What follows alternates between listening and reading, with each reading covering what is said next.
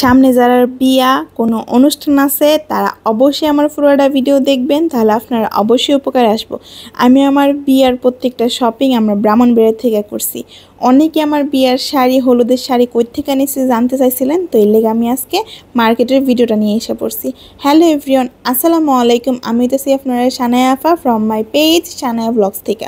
তো কেমন আছেন আপনারা সবাই? আশা করি সবাই সুস্থ আছেন। তো চলেন ভিডিওটা শুরু করা যাক। তো প্রথমে আমি গেছি আমার আজকে শাড়ির মার্কেটিং। তো শুভেচ্ছা শাড়িতে আমি গেছিলাম। তো আমার ইচ্ছা ছিল আমি হলুদের দিন মানে কাঁচা হলুদের দিন গিয়ে শাড়ি পরবো, আর আমার মেন হলুদের প্রোগ্রামের দিন লেহেঙ্গা, আবার বিয়েতে শাড়ি পরবো। তো প্রথমে আমি খুঁজতেছিলাম আমার হলুদের শাড়িটা। আমি এক দুটা মার্কেটে গেছি, বাট আমি খুঁজে পাইতেছিলাম না। পরে আমি এখানে আবার আরেকটা দোকানে চলে আসছি। এখানে আমি আবার একটা শাড়ি দেখছিলাম, বাট এটা দেখছিলাম অন্যদের জন্য, বাট এটার দাম অনেকটাই কম ছিল, যার কারণে নেওয়া হয়েছে না। আর এখানে এখন আমি আবার বিয়ার শাড়ি দেখতেছি, মানে আমি একদিনে বাড়ি ছিলাম আমার হলুদের শাড়ি, আমার বিয়ার শাড়ি এবং আমার দুইজনকে গিফটে শাড়ি দেওয়ার জন্য। তো প্রথমে আমি আবার এই শাড়িটা দেখছিলাম, যেহেতু আমি হেলদি, আমি এরকম কাতান শাড়ি বা অন্যরকম শাড়ি আমি পরতে পারতাম না, আমি জর্জেটের মধ্যে শাড়ি খুঁজতেছিলাম। এই শাড়িটা আবার দেখছিলাম, কিন্তু এই শাড়িটা অনেকটা ভার।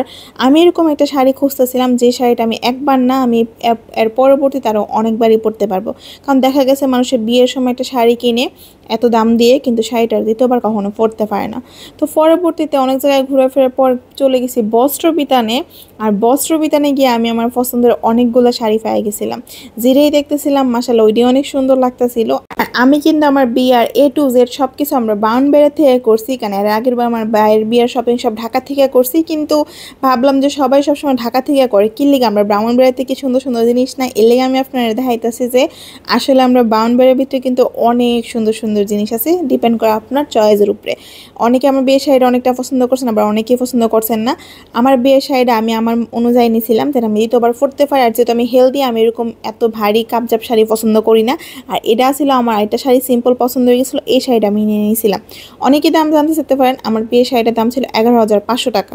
সেম এই শাড়িটা আমি একটা অনলাইন পেজে দেখছিলাম, হয়তো একদম সেম বলবো না আমি, কিন্তু অনেকটাই হুবহুব মিলছে ডিজাইনটা, সেটা দাম ছিল 30,500 টাকা। তো যাই হোক, এখন আমি আমার দাদুর লেগা শাড়ি দেখতেছিলাম। এই শাড়িগুলো মাশাআল্লাহ অনেক সুন্দর আসছিল, কিন্তু আমার দাদু সুতি ছাড়া পরে না, পরে আর নেওয়া হয়নি।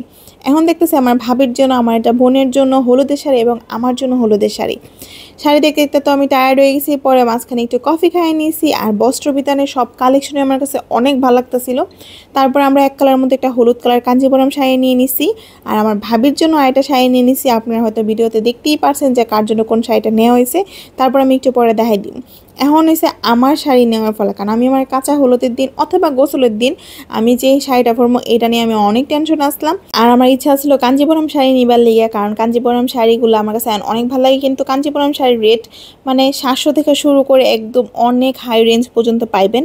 তো আমি অনেকগুলোই কাঞ্জিবরম দেখছিলাম। লাস্টে আপনারা কমেন্ট করে জানিয়ে দিয়েন তো যে আসলে আমি কোন কাঞ্জিবরমটা নিয়েছিলাম। যারা যারা আমার ভিডিও দেখছেন তারা কইতে পারবেন যে আমি আসলেই কোনটা নিয়েছিলাম।